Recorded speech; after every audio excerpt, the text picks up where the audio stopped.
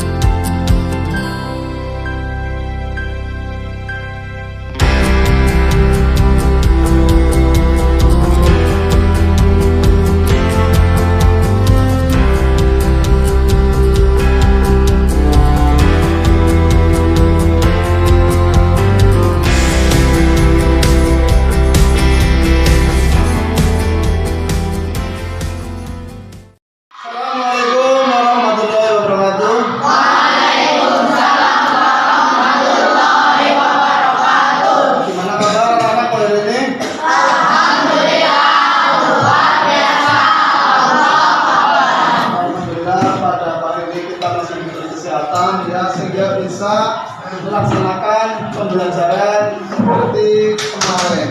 Nah, untuk sebelum pembelajaran saya akan absen dulu tentang kalian Aditya Firman Huda hadir, Ahmad Fatul Afkan. Siapa yang tidak hadir hari ini? Hadir semua? Alhamdulillah hadir semua ya. Jadi bisa bersama-sama belajar untuk mengikuti kegiatan belajar. Sebelum pelajaran dimulai, perapian seperti biasanya Mas, gajinya dimasukkan ya, gaji ini berupa senceng itu sepatu dicek rapiannya. Perempuan sudah habis semua ya? Alhamdulillah. Sebelum pelajaran mulai, silakan ketua kelas memimpin doa terlebih dahulu. Disiapkan Mas. Ya Rabbal Bismillahirrahmanirrahim. Raditu billahi rabban wa bil islami dinan wa bi Muhammadin nabiyyan wa rasulan. Rabbi zidni ilma warzuqni fahma. Amin.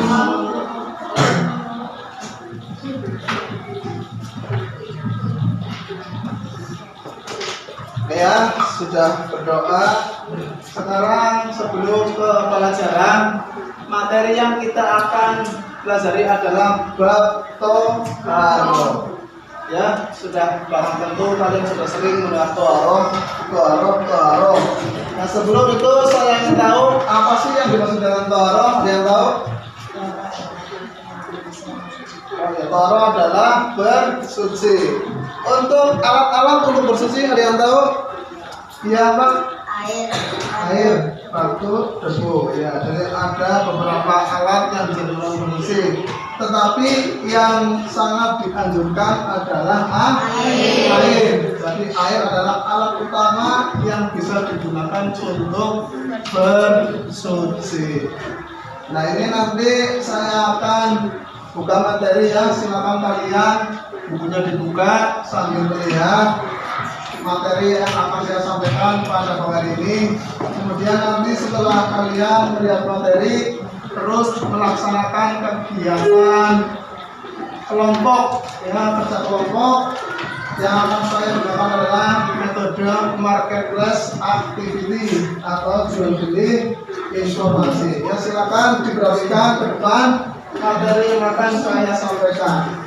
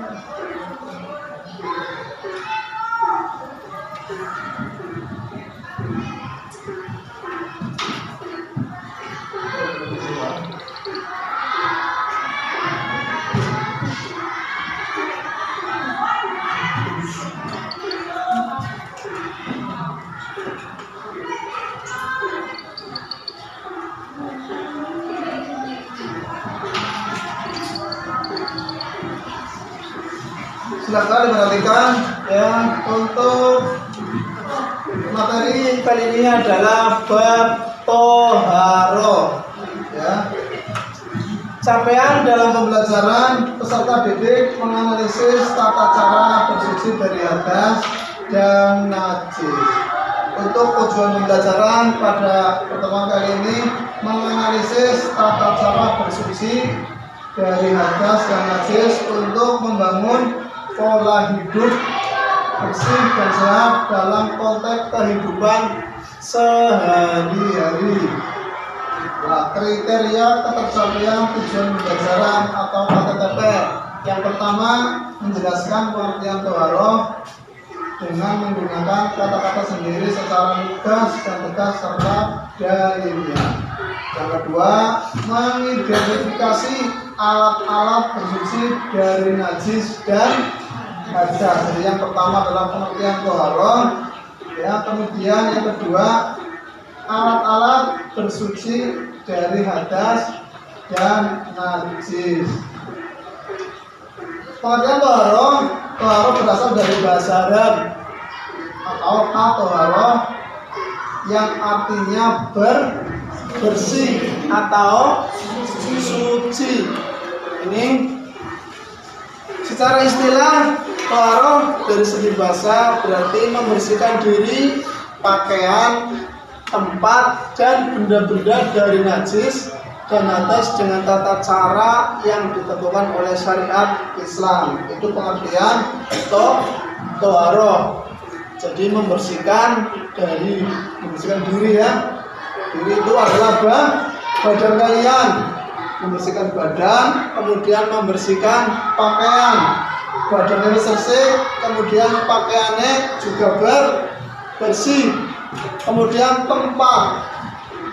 tempat di mana kalian akan melaksanakan ibadah. Jadi tempatnya harus bersih dari benda-benda lain dari najis dan hadas dengan tata cara yang ditentukan oleh syariat Islam.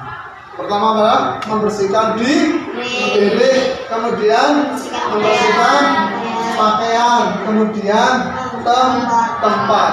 Diri, pakaian, dan tempat dari kotoran dan najis ya dengan tata cara yang sudah ditentukan oleh syariat Islam. Itu pengertian daripada toharoh ya, membersihkan, ingat-ingat, diri, pakaian, dan tempat dari najis dan kotoran ya, dengan cara yang ditentukan oleh syariat Islam. Ini pengertian toharoh. Nah, kemudian bersuci menempati kedudukan yang penting dalam ibadah. Jadi orang beribadah itu harus dalam keadaan suci dan bersih. Setiap muslim yang akan mengerjakan sholat dan tawaf diwajibkan terlebih dahulu bersuci seperti wudhu, mandi atau tayamum. Jadi sebelum melakukan tawaf ya, kita dianjurkan untuk berwudhu dulu ya. Sholat atau tawaf kita harus dalam keadaan suci. Kemudian dasarnya apa? Ya, dasar daripada toharoh ya. Yang pertama adalah Al-Quran surat Al-Baqarah ayat 222 yang berbunyi Bismillahirrahmanirrahim, Innallaha yuhibbut tawwabina wa yuhibbul mutatahhirin. Artinya apa? Sungguh Allah menyukai orang yang tobat dan menyukai orang yang menyucikan diri. Jadi ini dasar daripada toharoh. Allah itu suka kepada orang yang bertobat ya, suka bertobat dan suka kepada orang yang bersih. Yaitu kata-kata bersih berarti toharoh. Itu sebagai dasar daripada toharoh. Kemudian lagi ada surat At-Taubah ayat 108 Bismillahirrahmanirrahim. Fihi rijalun yuhibbu ayat tatahharu wallahu yuhibbul mutatahhirin. Artinya di dalamnya ada orang-orang yang ingin membersihkan diri. Allah menyukai orang-orang yang bersih. Ini dasarnya ya. Ada surat Al-Baqarah. Ingat-ingat besok ketika sumatif mau keluar ya. Apa dalil tentang toharoh ya, kalian bisa ya. Surat Al-Baqarah ayat berapa? 202 dan At-Taubah ayat 108 ya. Itu dasar daripada toharoh. Terus dalam apa ini? Ada lagi surat Al-Maidah ayat 5. Ya ayyuhalladzina amanu idza qumtum ila sholati fasilu wujuhakum. Terus wa idiyakum ilal marafiqi wamsahu biru'usikum warjalu ila karbaini wa in kuntum junuban fatahharu. Wahai orang-orang yang beriman, apabila kamu hendak melaksanakan sholat, maka basuhlah wajahmu ya. Basuhlah wajahmu dan tanganmu sampai ke siku, dan sapuhlah kepalamu dan basuh kedua kakimu sampai kedua mata kaki. Jika kamu junub maka mandilah. Nah, ini dasar yang ketiga ya. Dasar yang ketiga untuk bersuci. Ini dalil tentang kira-kira apa? Wudhu ya. Jadi ketika kamu sholat, wahai orang yang beriman, apabila kamu hendak melaksanakan sholat, maka basuhlah wajahmu. Ya, dibasuh wajahnya, basuh tangan sampai siku, sapulah kepalamu dan basuh kedua kaki sampai mata kaki. Itu adalah tentang wudhu. Maka ketika kamu sholat harus keadaan suci dan bersih. Dari sini ada pertanyaan. Dalil tadi pengertian sudah ya, pengertian secara bahasa dan secara istilah. Kemudian dalil-dalilnya. Pertanyaan. Kalau tidak lanjut. Alat-alat yang digunakan untuk bersuci. Oke, Mas, perhatikan Mas. Tidur, Mas. Ini adalah alat-alat yang digunakan untuk bersuci. Ya, yang pertama adalah air. Jadi alat yang paling utama digunakan untuk bersuci adalah air. Nah, air sendiri dibagi menjadi berapa kelompok? 5. Ada 5. Yang pertama air suci dan mensucikan, atau yang sering disebut dengan air mutlak. Contohnya apa air mutlak? Air sumur. Air sumur, air hujan, terus air sungai, air mata air, air laut, embun, air es. Nanti ada beberapa macam air mutlak. Itu air yang suci dan mensucikan.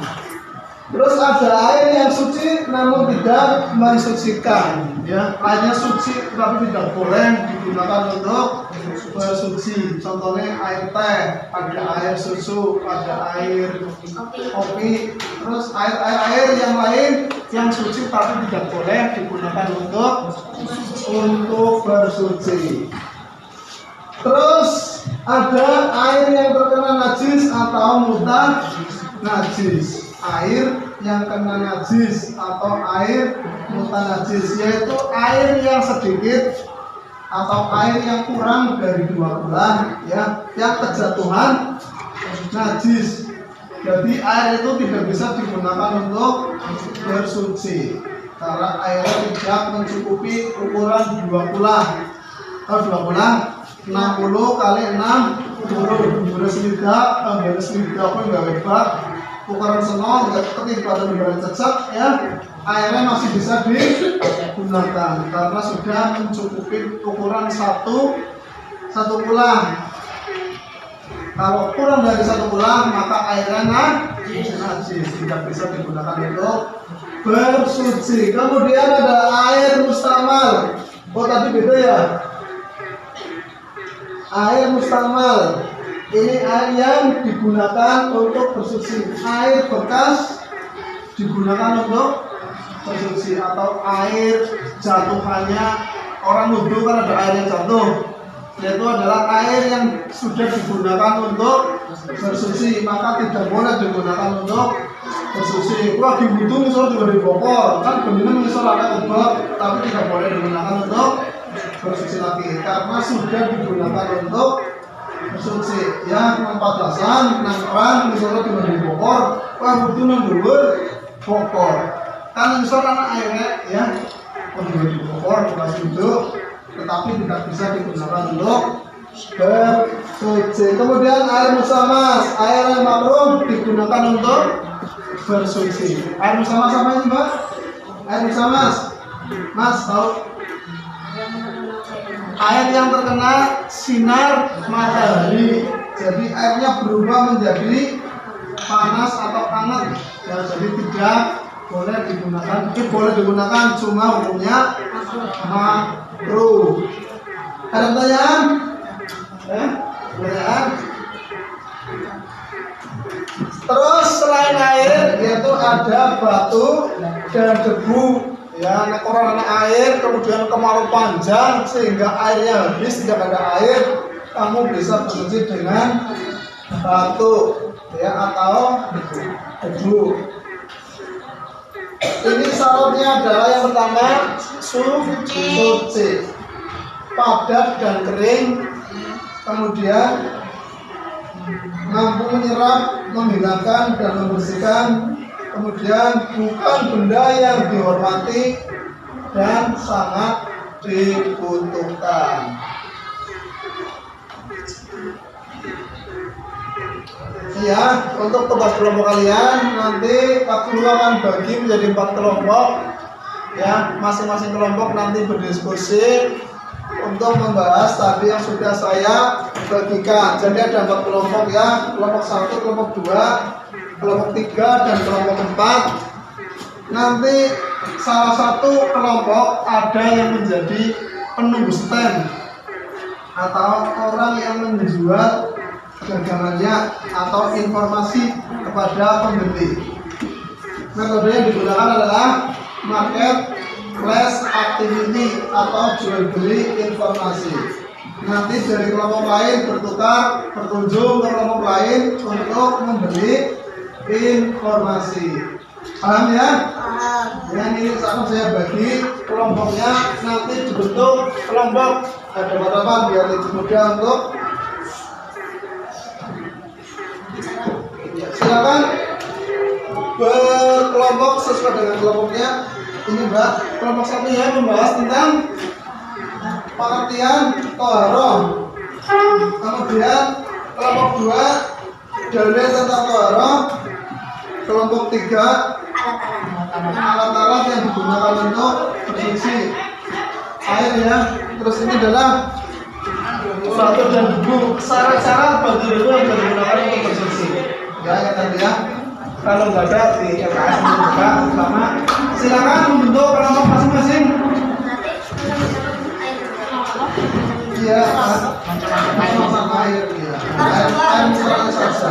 Iya, air saja. Iya.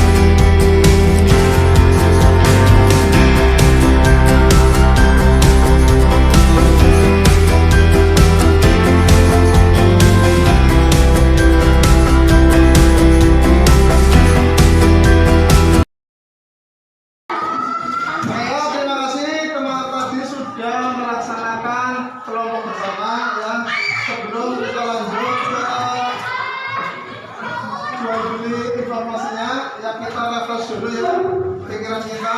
Dari tadi kita sudah pusing ya, sudah mumet-mumet melaksanakan tugas. Sekarang nyanyi-nyanyi dulu. Tadi sudah dilatih ya, sudah pemanasan. Masih ingat lagunya Potong Bebek Angsa?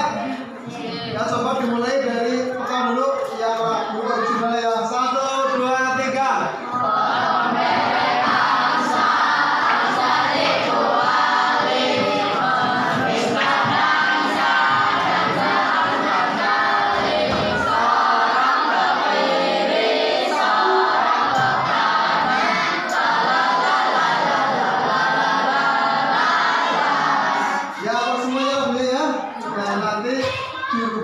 Yang tadi sudah ditentukan. Di sini apa tadi? Wah. Hah? Wah. Wah.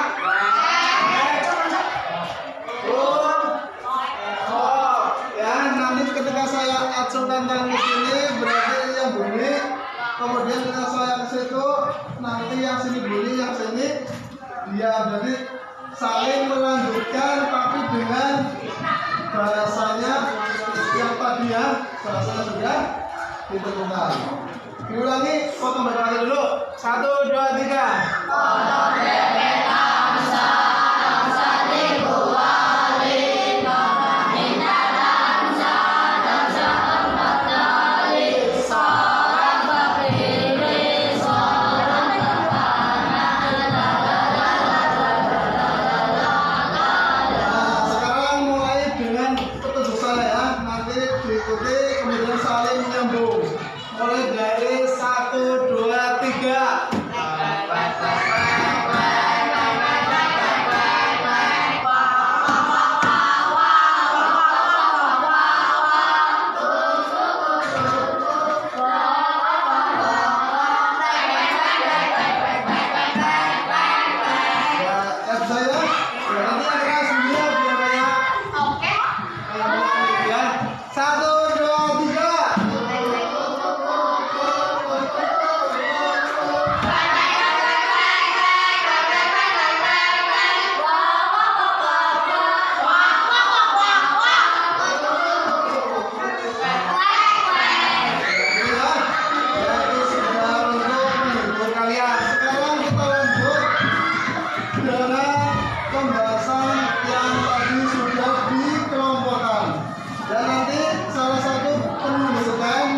Menjadi penjual, jadi menjualkan barang dagangannya gimana cara bisa apa ya.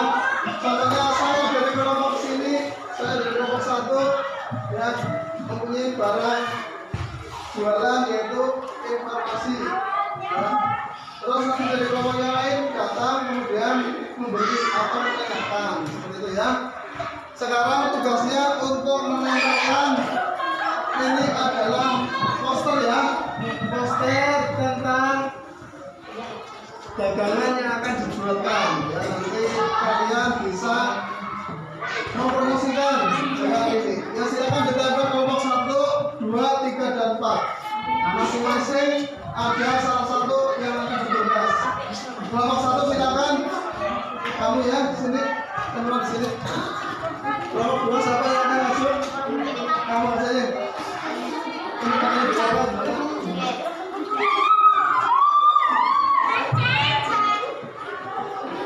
Silakan sini, sini. Ambil informasi apa yang kamu cari? Pengertian baru secara bahasa suci dan secara istilah membersihkan atau mensucikan dari hadas dan najis. Ketika saya menjual informasi, apakah kamu mau membeli? Apa sih yang kamu jual? Macam-macam alat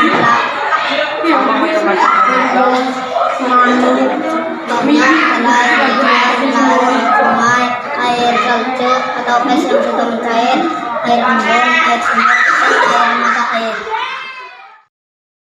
Keempat, siapa yang mau beli informasi? Apa yang dikasih? Aku.